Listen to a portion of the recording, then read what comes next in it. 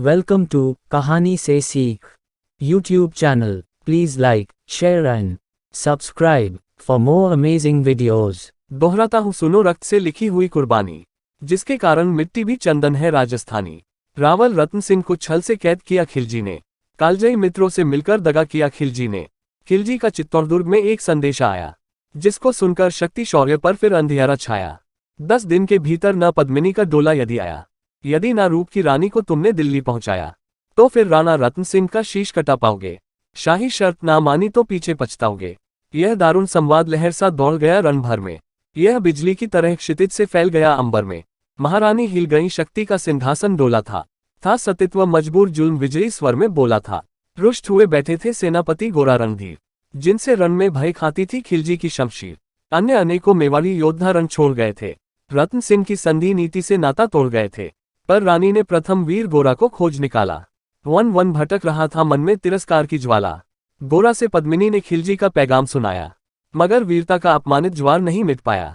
बोला, मैं तो बहुत तुच्छ हूँ, राजनीति क्या जानूं, निर्वासित हूँ राज मुकुट की हट कैसे पहचानूं।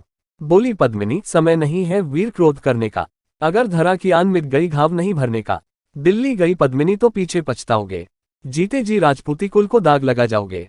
राणा ने जो कहा किया वो माफ करो सेनानी, यह कहकर गोरा के कदमों पर झुकी पद्मिनी रानी। यह क्या करती हो गोरा पीछे हट बोला, और राजपूती गरिमा का फिर धधक उठा था शोला। महारानी हो तुम, सिसोदिया कुल की जगदम्बा हो, प्राण प्रतिष्ठा एक लिंग की ज्योति अग्निगंधा हो। जब तक गोरा के कंधे पर दुर्जय शीश रहेगा, महाकाल से भी राणा का मस्तक नहीं कटेगा। तुम निश्चिंत रहो, महलों में देखो समर भवानी, और खिलजी देखेगा केसरिया तलवारों का पानी। राणा के सकुशल आने तक गोरा नहीं मरेगा, एक पहर तक सर कटने पर धड़ युद्ध करेगा। एक लिंग की शपथ, महाराणा वापस आएंगे, महाप्रलय के घोर प्रभंजन भी न रोक पाएंगे।